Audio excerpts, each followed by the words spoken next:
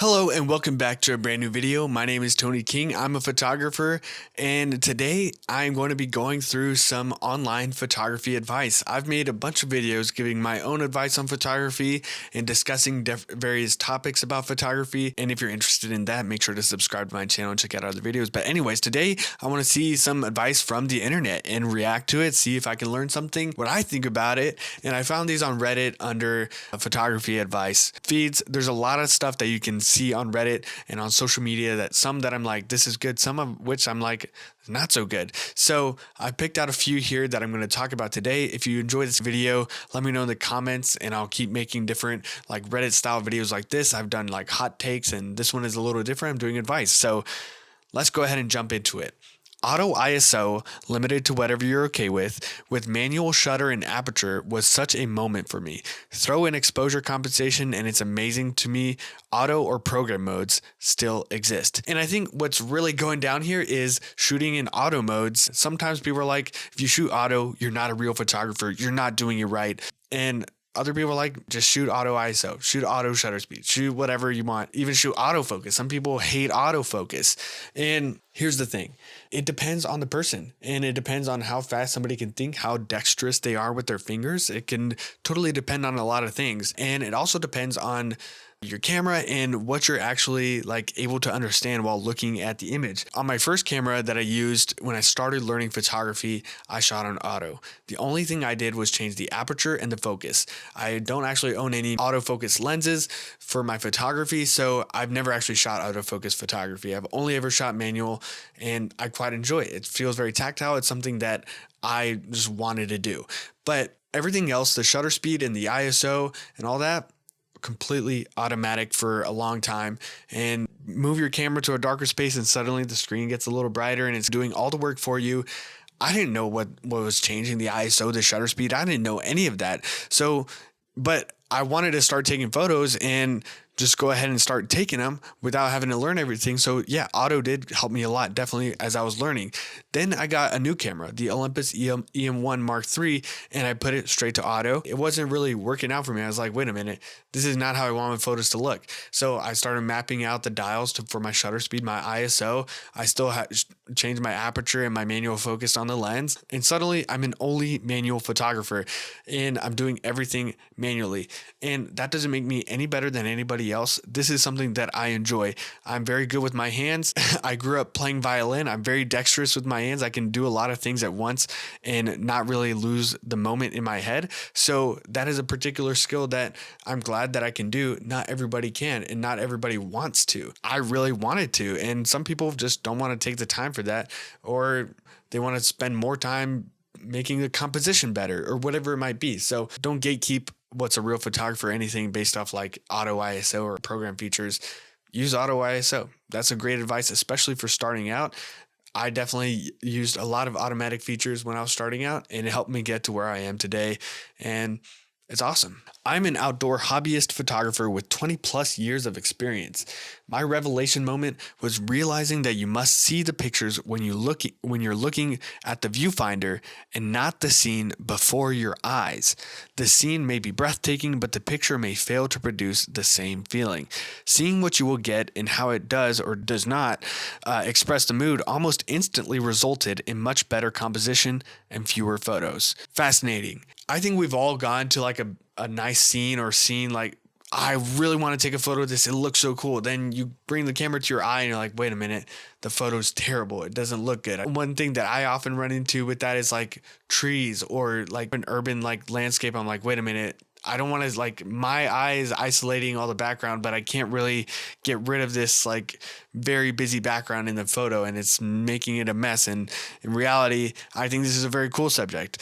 We've all run into this scenario, but I don't know that I actually agree with this in general, because I think before you can take a picture, you have to see something that you want to take a picture of.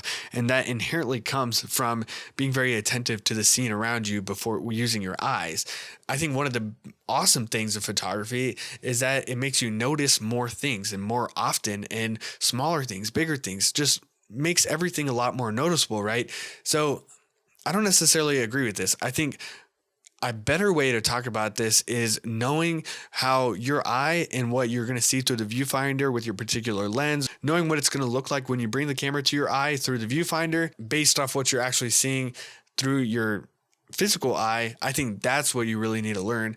And that's something I've talked about before, and something that I think is a great strength to using the same gear over and over again. It's going to impact how fast you take your photos and all of that. So I don't necessarily fully agree with this. I think it's close, but not close enough. What do you guys think? Let me know. My only advice I part with is move your feet left and right, move your head up and down. You live in 3 dimensions, use them. Absolutely. I've also said something similar to this. Move up, down, sideways, diagonal, whatever it might be, to change the angle of how you're seeing your subject or an entire scene. Sometimes you're like walking down a path and you see like this wonderful sight, but maybe you walk 30 steps, 20 steps, 10 steps even, and it completely changes the image, and it might be better, it might be worse, or it might just be 2 images that you can get. And yeah, moving up, down, left, right, I'm like an average height guy. I'm like 5'11".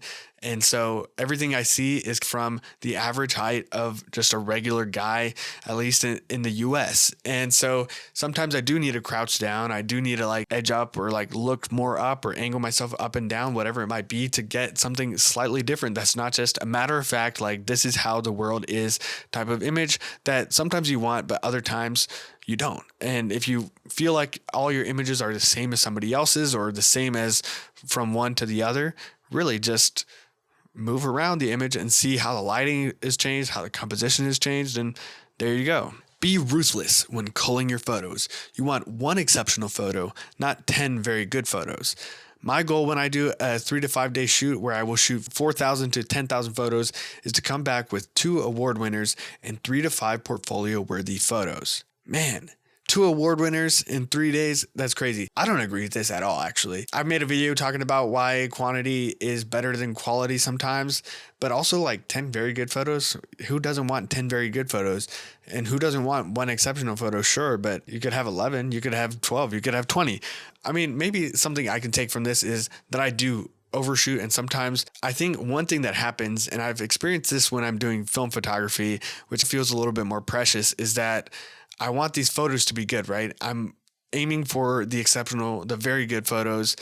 And in the end, I miss a lot of photos in between that had potentially the potential to be very, very good or exceptional, or just be part of the overarching story of that particular photo walk, that particular day, that memory that I'm trying to capture through my photography. I think if you focus way too much on getting the award-winning photo, you're not going to get that many photos in the end, and you're actually lowering your chance of maybe getting that many photos. But if you do take 4 to 10,000 photos in 3 to 5 days, yeah, that's definitely a lot of photos. But I think this advice in general might actually slow down somebody's progress to getting to a few thousand photos in several days, because maybe you're too worried about making every photo. You're not going to get 4,000 that are going to be good in 3 to 5 days. So I don't agree with this. I think the more photos you take, the better you're going to take. And if you can take a lot of photos and their general quality gets better and better and better, you're going to find more very good and more exceptional photos within that particular set of photos as you go and as you get better. What your definition of an exceptional photo and a very good photo can only change if you take a lot of photos and you raise your standard as you go. So don't agree with this one. Let's move on. It's better to get it right in the camera than fix it in post. Breath control and follow through, similar to shooting a rifle, when pressing the shutter is important for sharp images. I mean, that can be true depending on your aperture, but let's focus in on it. It's better to get it right in camera than fix it in post. A little bit of backstory about me. I am a video editor. I went to film school, and what's something that you get in film? We're going to fix it in post. I'm an editor.